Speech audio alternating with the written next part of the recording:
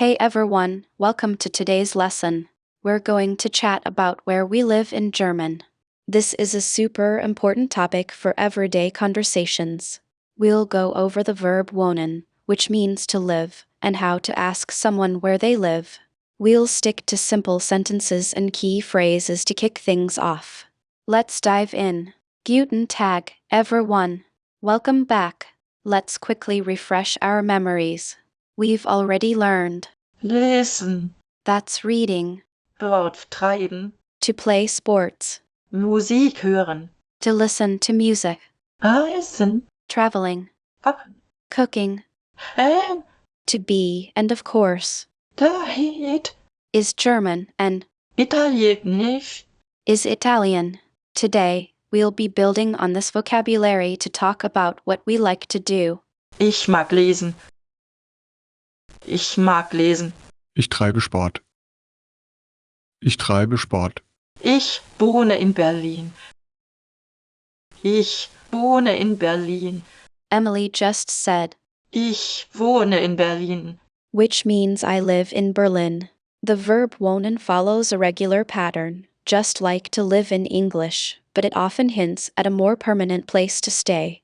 And don't forget, in German, you can sometimes skip the pronoun ich, so saying just Wohne in Berlin. is totally fine. Wo wohnst du? Wo wohnst du? James asked, Wo wohnst du? meaning where do you live? Check out the word order here. Wo goes first, followed by wohnst, the form of wohnen for you.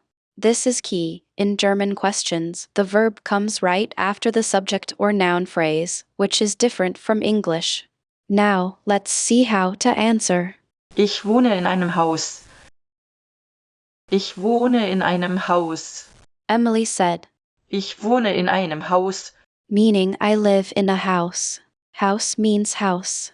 Notice einem, that's the dative case of ein a, and we'll talk more about cases later, but for now, just remember that wohnen often uses the dative case with certain locations. A common slip is to forget this. Ich wohne in der Stadt. Ich wohne in der Stadt. James said, Ich wohne in der Stadt. I live in the city. Stadt means city. Notice in der, this is in combined with die, the feminine definite article. Prepositions like and change depending on the gender and case of the noun. Don't sweat the details just yet, focus on spotting the patterns. Woher kommst du? Woher kommst du? Emily asked, Woher kommst du? which means where are you from? Woher is another handy W question, but it's about your roots, not where you live. It's a nice way to kick off a conversation and learn a bit about someone's background. Ich komme aus England. Ich komme aus England. James replied, Ich komme aus England. I come from England. Os means come from. Mixing this with wohnen gives you a solid way to talk about where you're from and where you live. Now let's hear from Emily again. Ich wohne jetzt in Berlin. Ich wohne jetzt in Berlin. Emily said, Ich wohne jetzt in Berlin. meaning I live in Berlin now. Jetzt means now. This is handy if you've moved and want to specify your current location. A common mistake is forgetting to mention this when discussing a recent move. Darf ich fragen, wo du wohnst? Darf ich fragen, wo du wohnst? James politely asked, Darf ich fragen, wo du wohnst? meaning may I ask where you live? Starting questions with darf ich fragen sounds more courteous. It's a good habit to have in German, showing respect for the other person. Ja, ich wohne in einem kleinen Dorf. Ja, ich wohne in einem kleinen Dorf. Today, we'll be learning about personal pronouns in German, ich, du, sei, is, were, I, her, and sei. These pronouns replace nouns to avoid repetition. They change based on who is performing the action, just like in English. Mastering these is crucial for constructing sentences correctly. Ich bin Anna. Ich bin Anna. The pronoun means I. It is used as the subject of a sentence when you are performing the action. Notice it is always capitalized, a distinctive feature of German grammar. Common mistake, forgetting to capitalize it. Try to memorize it as one of the first things. Ich heiße Ben. Ich heiße Ben. Now let's look at which means you but only in informal situations, like with friends or family. Using it with someone you don't know well can be considered rude. This is a critical social nuance in German. The verb conjugation changes with do, so pay attention to that later. Wie geht es dir? Wie geht es dir? When using the pronoun, Da, the verb changes slightly. For example, the verb dein, to be becomes. bist. Therefore, ich bin becomes du bist. You'll see similar changes with other verbs, so keep a mental note of this. It's a key difference between formal and informal speech. Du bist mein Freund. Du bist mein Freund. Now, let's introduce. Meaning he. This pronoun is used when referring to a male person. Pay attention to the verb conjugation, it's different than with ich or du. We'll cover that soon. It's essential for describing males in German sentences. Er ist mein Bruder. Er ist mein Bruder. Next up is Äh, which has two meanings, she and the formal you.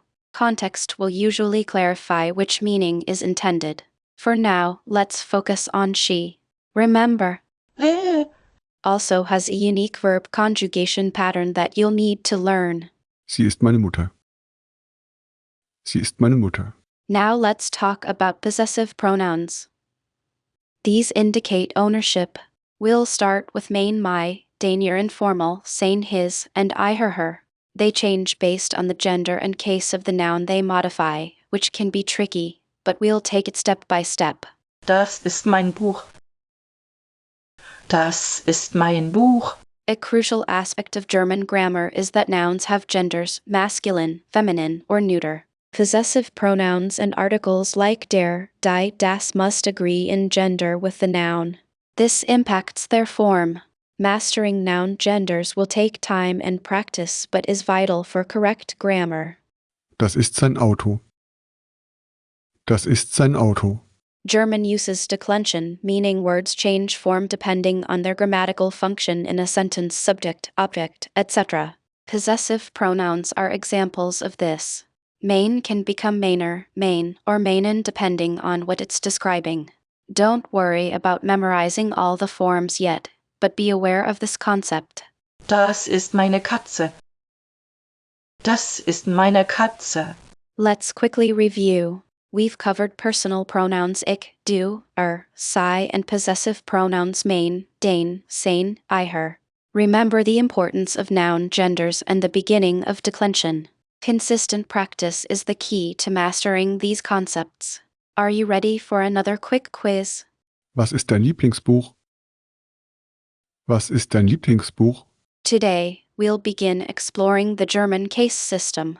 German nouns change their form depending on their grammatical function in a sentence, their case. We'll start with the nominative case, which is used for the subject of a sentence. It's the who or what performing the action. Think of it as the basic, unchanged form of the noun. It's what you usually see in a dictionary. Ich bin eine Studentin. Ich bin eine Studentin. Following our introduction to the nominative case, let's look at pronouns. Pronouns like and are frequently used in the nominative case as the subjects of sentences. This is because they represent the who performing the action. Incorrect pronoun case usage is a common error for German learners, so pay close attention. Ist ein Lehrer. Ist ein Lehrer. All right, time for a short quiz to test your knowledge of pronouns and possession. I'll ask a question. Ready? What does Unser Haus. mean? Think carefully, and let's see how you do. Awesome. So, we've learned how to say I live in, ask where do you live, and politely inquire about someone's location. Remember Wohnen in, Stadt, and Haus. Practice using these phrases to describe where you and your friends live. Don't be shy about making mistakes, that's part of learning. To wrap up, we've covered the basics of talking about where you live in German. We learned key verbs and phrases, along with how to form simple questions. Keep practicing, listen to native speakers, and soon you'll be confidently describing your location. Until next time, auf Wiedersehen. Okay, everyone, fantastic work today. We covered Wohnen. living and asking about locations. Let's do a quick recap with a few quiz questions to solidify what we've learned. All right, quiz question number 1. What does Ich wohne in Berlin. mean? The correct answer is I live in Berlin. Remember, Einem. means to live. Next up, what is the correct word order for asking where do you live? In German, it's Wo wohnst du? exclamation word order is key in German, and the question word usually comes first. Last quiz question. What does Darf ich fragen? mean? The correct answer is may I ask exclamation. It's a polite way to start a question, showing respect. Probiert jetzt in einem Kommentar zu sagen, wo ihr wohnt. Übt das mit euren Freunden. Probiert jetzt in einem Kommentar zu sagen, wo ihr wohnt. Übt das mit euren Freunden.